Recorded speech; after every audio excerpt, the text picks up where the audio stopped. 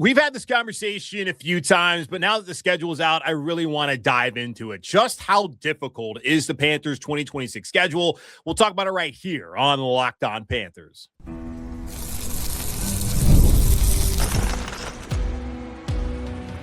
You are Locked On Panthers, your daily Carolina Panthers podcast. Part of the Locked On Podcast Network, your team every day. Welcome into another edition of the Locked On Panthers podcast. I'm your host, as always, Julian Council.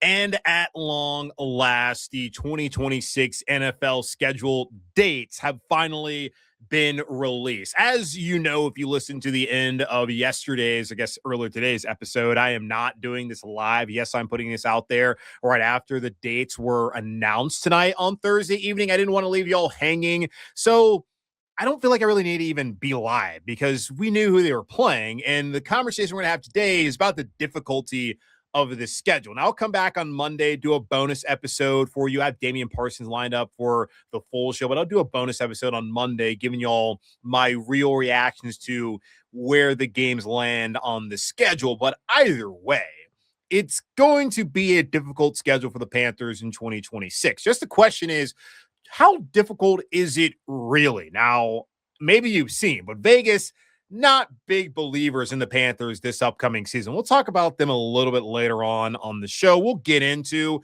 just how difficult the schedule actually is. But first, let's look back at last season and see how difficult that schedule really was in comparison to what we thought it was going to be heading into that year. Now, I had Bass I heard on of Carolina Blitz prior to the draft last month. I talked about how the schedule was difficult, and she's asked me, because I asked her, hey, what do you think the expectation should be for this team? They went out there, the players did.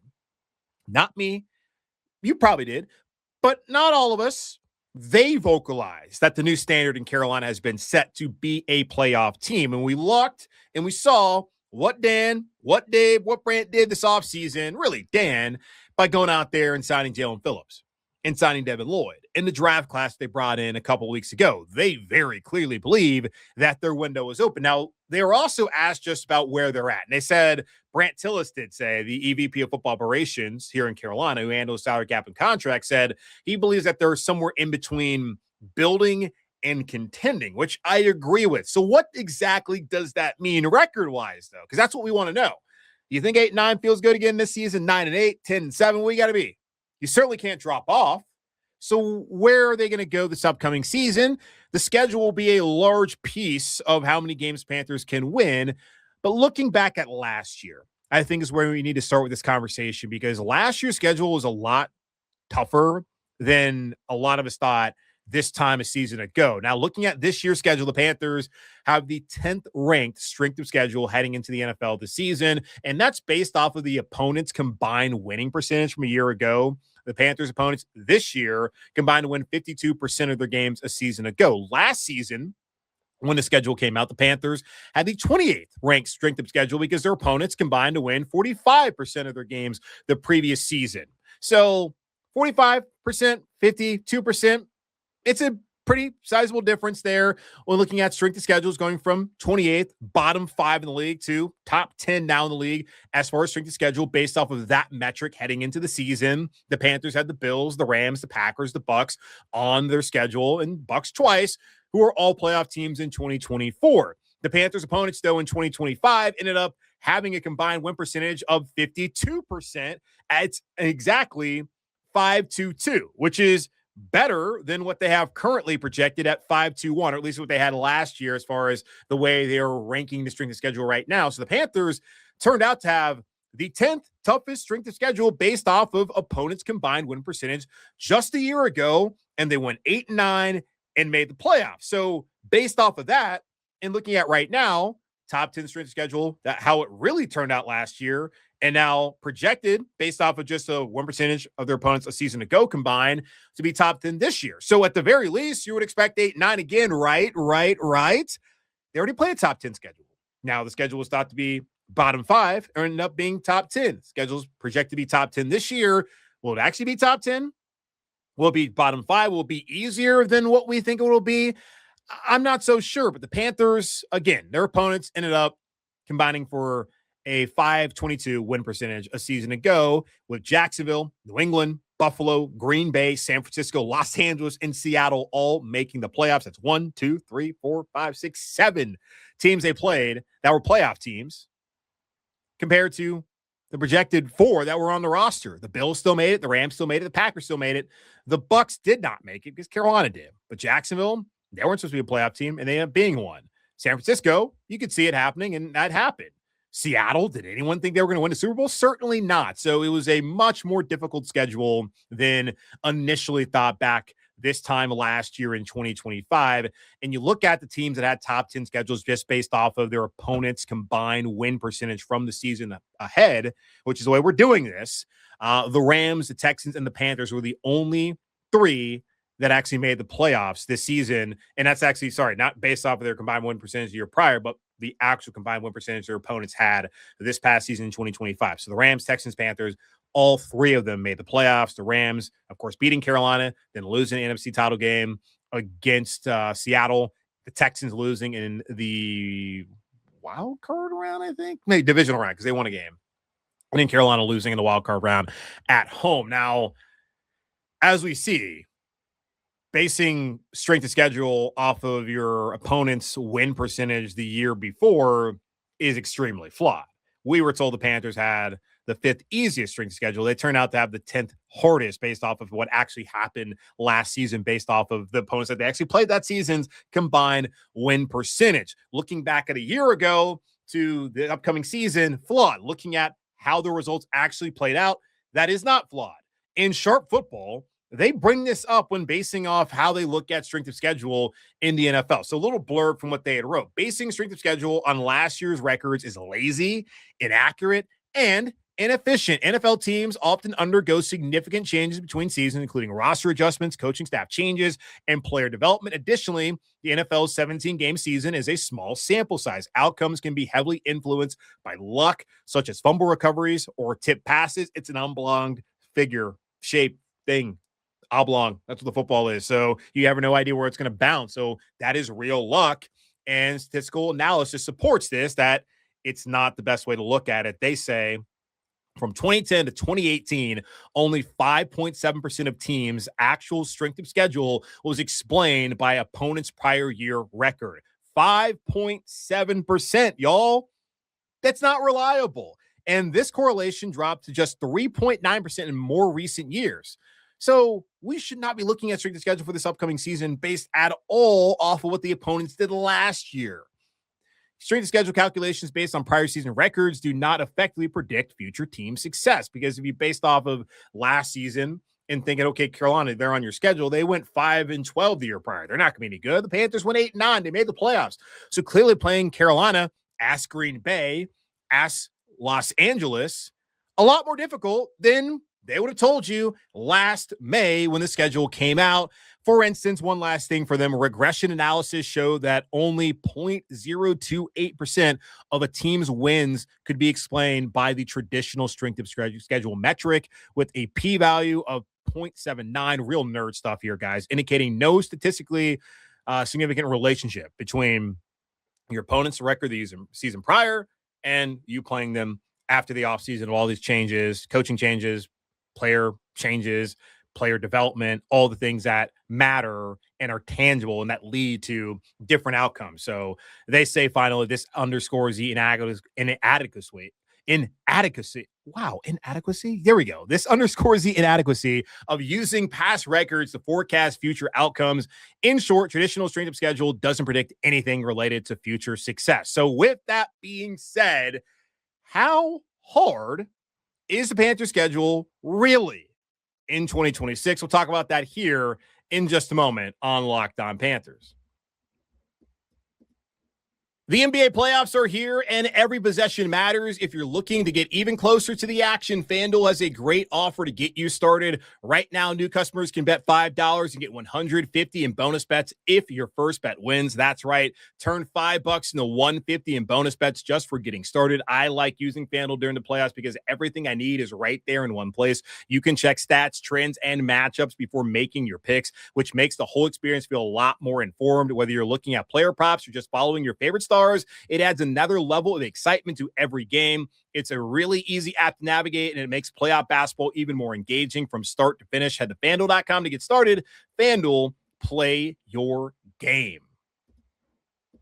So understanding now that basing your strength of schedule based off of your opponent's combined record from a year ago is a flawed and lazy way of doing things, just how hard is the Panthers schedule really heading into the 2026 regular season? Once again, the Panthers have, according to the traditional way of looking at strength of schedule, the 10th toughest strength of schedule here in 2026, as their opponents combined win percentage a season ago was .521. Looking at the schedule, you already know what it is. But the Panthers are at home against Atlanta, New Orleans, Tampa, Chicago, Detroit, Baltimore, Cincinnati, Seattle, and Denver, while on the road against Atlanta, New Orleans, Tampa, at Green Bay, at Minnesota, at Cleveland, at Pittsburgh, and at Philadelphia. They're going to play 6 playoff teams from a season ago. The Bears, who they get at home, the Seahawks, the reigning Super Bowl champions, who gave them a devil of a time back in week 17, also at home. The Denver Broncos, going to be at home, at Green Bay, at Pittsburgh, and at Philadelphia. So based off of that, it's like, okay, divisional games, always tough. So that's 6 tough games, and you have 6 more tough games just based off of teams that were playoff teams from a year ago. But we can't look at just a year ago and say that that's how they're going to be again this season. Again, new players, new coaches, player development for your team, that being the Panthers, and even their team. It's not as simple as, oh, they were good last year, so they'll be good again this year. Maybe if this was college, okay, yeah, Ohio State, they're going to be good every year. The Bears, they've been pretty bad a lot. So why should we believe the Bears are going to be good again this season? But in history, should we discount Chicago? Because they haven't had Ben Johnson. They haven't had Caleb Williams as a pairing for more than just one season. So maybe they will be good again. But I could see the Panthers, when looking at the schedule this upcoming season, they went 3-3 in the division last year, sweeping Atlanta, getting swept by New Orleans, and then splitting with Tampa. I could see that happening again this year.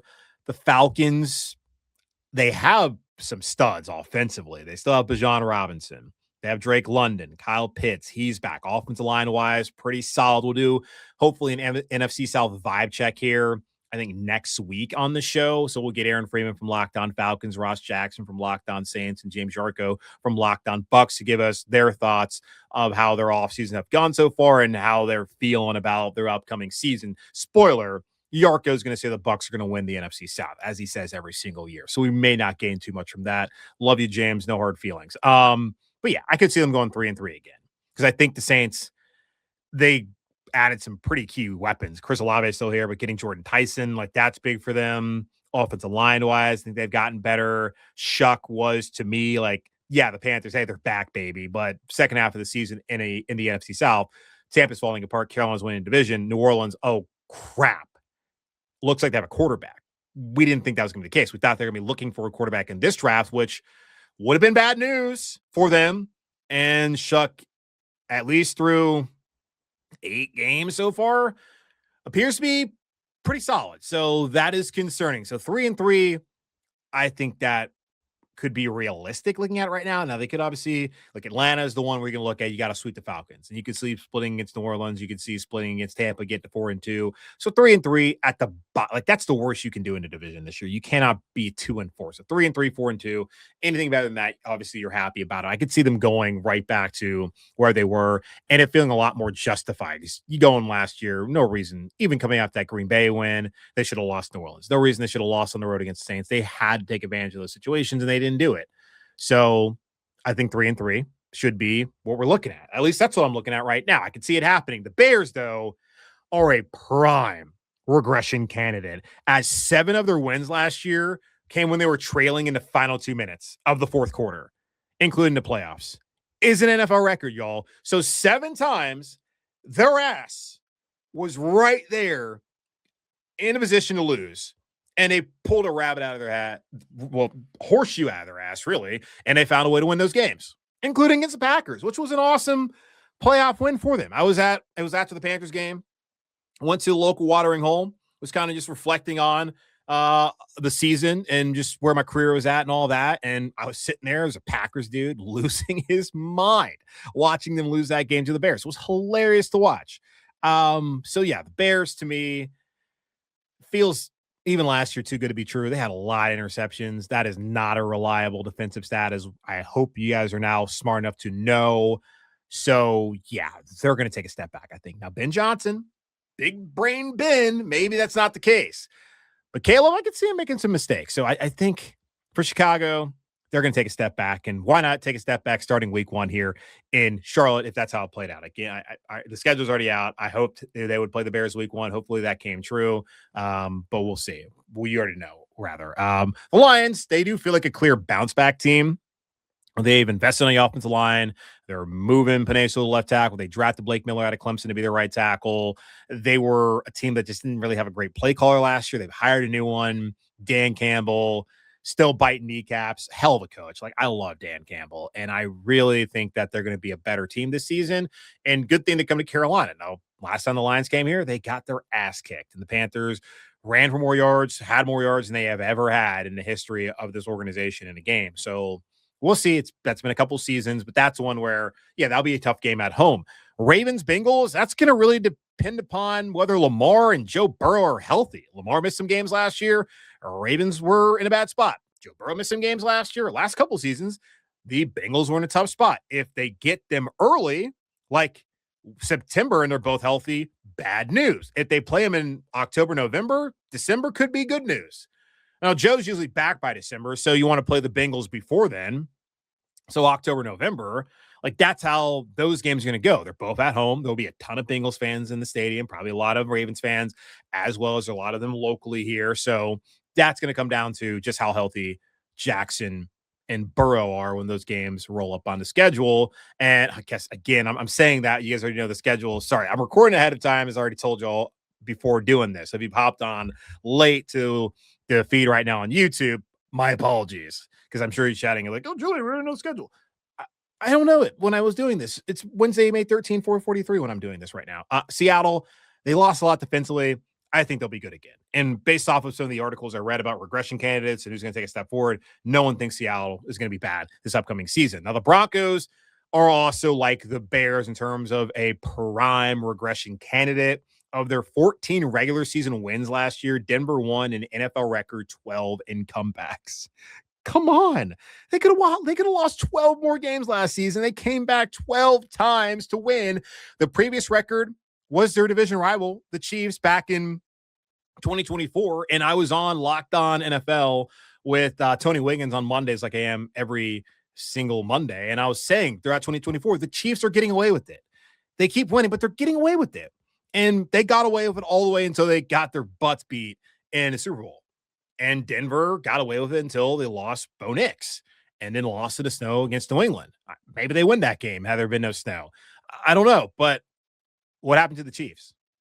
They didn't make the playoffs last year. So after getting away with it and winning a lot of close games, because that's how this league is, because we think about when Ron Rivera was here.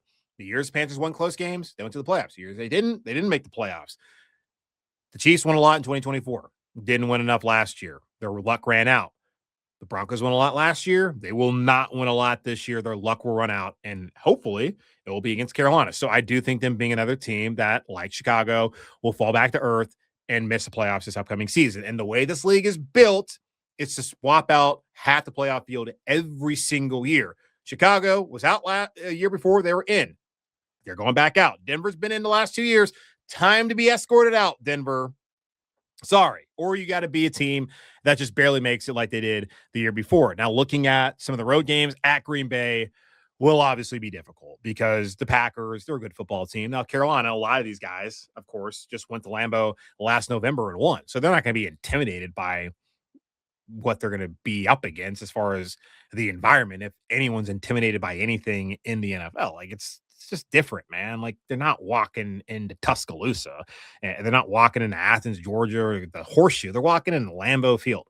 It's a bunch of drunk 40-year-olds have nothing better to do. I mean, hey, look, man, I know people love the NFL. I'm not trying to like disparage it, but like it's different. It's different, man. I just don't look at NFL environments and think like, it's really a tough place to play. Okay, Eagles fans say a lot of crazy things to you. You're an adult. You've been through it. It's not that big of a deal. So Green Bay, good team. That will be tough. And the weather obviously will be the biggest concern. Which I already said this. I'm recording this ahead of time, so maybe the weather won't be a big concern depending on the game's going to be played. Vikings, Browns both have serious quarterback questions, but outstanding defenses. So that's one to think about, and you got to go on the road. So I don't think J.J. McCarthy is going to ever get better. Now, sorry, they have Kyler Murray now. So, yeah, Minnesota, tough game. Cleveland, Lord knows. So that's got to be one. Just, you got to win. Steelers, Eagles, always. We're talking about crowds being tough. Like, those are always tough places to play. Those teams just play really well at home. So I think Pittsburgh, Philadelphia, 2 tough games. So, yeah, they're all tough, but there's 2 games, I think, prime regression candidates. Others, there's just question marks about it. What they did last year, as far as all these opponents, should not necessarily determine how tough the schedule will be. So is it tough? Yes. I just don't know how tough it will be. And I don't think we can really answer that question until the season's over next January. Now, Vegas, though, they are not a believer. We'll look at what Vegas thinks about the Carolina Panthers here in just a moment on Locked On Panthers.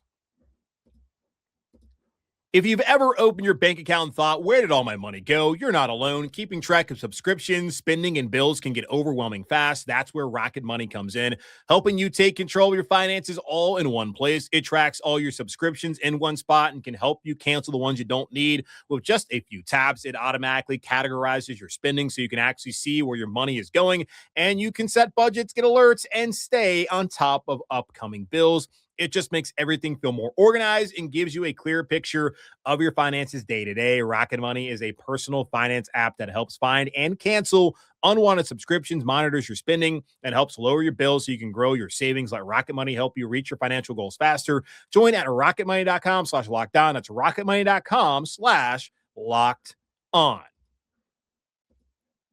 If you got over to FanDuel recently, they think the Panthers are not going to be very good this upcoming season, which is disappointing because FanDuel is the official sports betting partner of the Locked On Podcast Network. And I was hoping that they'd be a lot more kind to Bryce Young and them boys, but apparently that's not the case. Looking at the over-under right now, their win total is at 7.5. So they think they're going to win 7 games or 8 games. Now, that is up from where it was a couple weeks ago when on Friday mailbag, someone asked me about the schedule and how difficult it was. We looked at just how Vegas felt. They had Carolina at 6.5 wins, which was the lowest of all the teams in the NFC South. Tampa's at 8.5. New Orleans at 7.5. Atlanta's at 7.5. They had Carolina at 6.5. Now, New Orleans, Atlanta, and Carolina are all at 7.5, while Tampa is sitting at 8.5. Now, you look at just NFC South winner.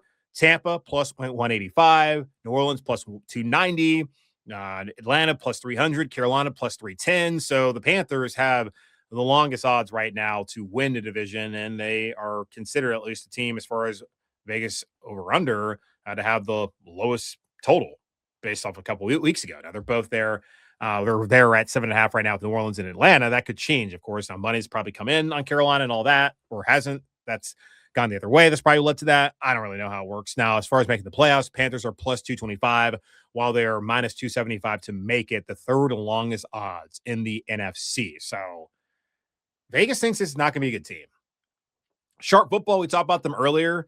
They think that basing strength of schedule off of what Vegas is forecasting is a much better way to do it than what your opponent's combined win percentage was the year prior, and then basing that on the upcoming season. According to them, the Panthers have the 3rd toughest schedule based off of the original win total that was set at 6.5 wins. So maybe it's gotten a little bit easier now that it's at 7.5, but I'm guessing they still think it's a top 5 most difficult schedule in this NFL coming up this coming season. And they say these projections are crafted by sportsbooks aiming to predict future performance, making them more reflective of a team's current capabilities. Now, FanDuel and all the others were wrong last year because they had Carolina at 6.5, right? Last season, and the Panthers won 8. So this one, I feel like, is better now at 7.5 because the Panthers, they won 8 games. Okay, you could see them going over and winning 8 games again. Going under and only winning 7, it could happen based off of playing now a first place schedule, which is handing you teams like Denver, who you would not have seen, in Seattle, who you would not have seen as well. So yeah, that's not ideal. I understand all of that, but I just don't think it's really that much more difficult than what they faced a season ago. And I felt like they needed to get significantly better this offseason. Now, have they done that? The quarterback, and this is the big part about what Sharp Football said when we talked about it earlier. Player development, that's a factor that win percentage of your opponents from the year prior does not factor in. That is a missing variable. If Bryce Young gets better, the Panthers get better. And the Panthers are a team that you would think are not going to be last in the NFC South. They're not going to be a team that misses the playoffs. They're going to be a team that wins more than 7.5, 6.5 games. You're going to see that being the case. But if he doesn't, then okay, that's not good. You could regress if he regresses. If he gets better, you can imagine the Panthers getting better. But what happens if the run game is still bad?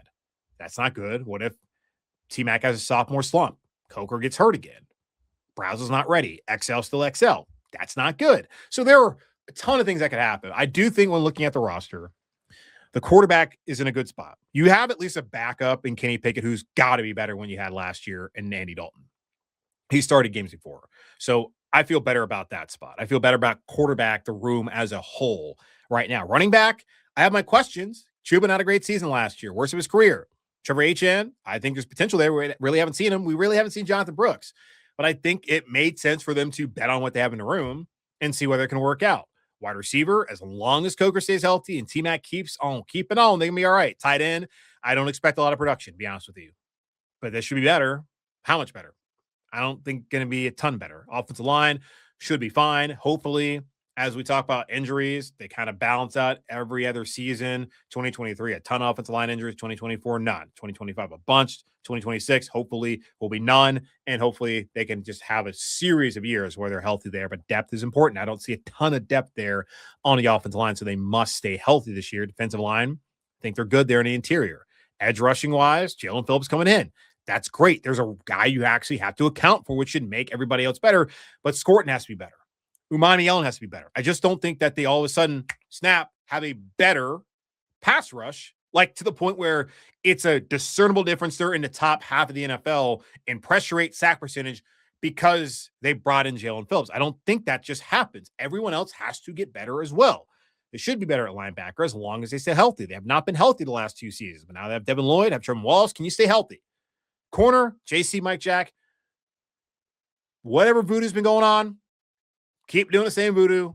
Got to stay healthy. We all understand that, but good pairing, underrated pairing, safety should be solid. Like, I look at this team, think they have a good football team. I think this is going to be a good football team. How good will they be? I don't know. And that's the thing about it. You can be a good football team, but then you still aren't able to win enough. And it's the NFL. Any given Sunday, week-to-week league, you've heard all of the cliches. They're real. We've seen it. You can't get too high, can't get too low. I try to do that. It's hard to do it, especially when I'm doing 5, now 10 damn shows a week, y'all. So please forgive me if I do it at points and times. Try to stay even-keeled. But it's going to be tough. I do think it's a tough schedule. I do agree, and I can see it being a top 10 strength schedule, but they played a top 10 one last year. And I do think after the season's been played out, okay, how good were your opponents actually? That does matter. Looking at it from the previous season and trying to correlate it to the upcoming season, no. But after the fact, yes, that I think those results then matter. So yeah, I mean 8-9 at worst, right? You got to think, can you stay right there? And I think that would be a good season for Carolina. Would it get them back to the playoffs? Maybe. They did last year. Maybe they win the right games again and it gets them in again. If they don't, you didn't fall off. You didn't go backwards. You at least stayed there. And going from good to great is difficult. They're really just trying to go from like average, like good to pretty good. And then you go to great. So I like what they've done this offseason. Yes, I think it's a tough schedule, but I don't really view it as being any tougher than the one they faced a season ago, just based off of all the factors we've gone over here over the last 30 minutes here on the show. But that's going to wrap up this edition of the Locked On Panthers podcast, part of Locked On Podcast Network. Hosted by yours truly, Julian Council. Again, y'all subscribe or follow the show for free over on YouTube or wherever you listen to your favorite podcast. And be sure to follow me, Julian Council, over on Twitter and Blue Sky at Julian Council, where next Friday I'm back answering your weekly Friday mailbag questions at me. DM me over on Twitter and Blue Sky to get those questions into me right now. In the meantime, be safe, be happy, be whole. As always, keep pounding. And on Monday, I will give y'all my thoughts on the schedule dates now that they're out and how things are laid out for the Panthers. That'll be the bonus episode, but the bigger episode, because again, out of town, I'm coming back on Sunday. And there's no way I could record a show for you that would not be the worst episode of all time. Maybe this was the worst episode of all time. There would certainly be a worse one if I came back and recorded a full show for you. I'm going to record the ads, and you'll see. Going to be hurting probably. So going to have Damian Parson on, record the interview like a week ago. Going to be talking more about the draft class, get his thoughts on the draft class, how Carolina did. So that's going to be Monday's big episode. Then there will be a bonus breaking down the schedule. So stay tuned. I'm going to get y'all on that. I didn't want to leave you hanging, so I wanted to do a show here, just talking about the difficulty of the schedule, because I felt like that'd be a little bit more evergreen and could be a good conversation with me not being here present. So again, appreciate everybody tuned in here on YouTube as it's kind of going live. It's premiering at 8:30, or it just premiered at 8:30. Appreciate everybody who's checked out the show here after the fact in their podcast feeds. And again, I'll talk to y'all on Monday here on Locked On Panthers.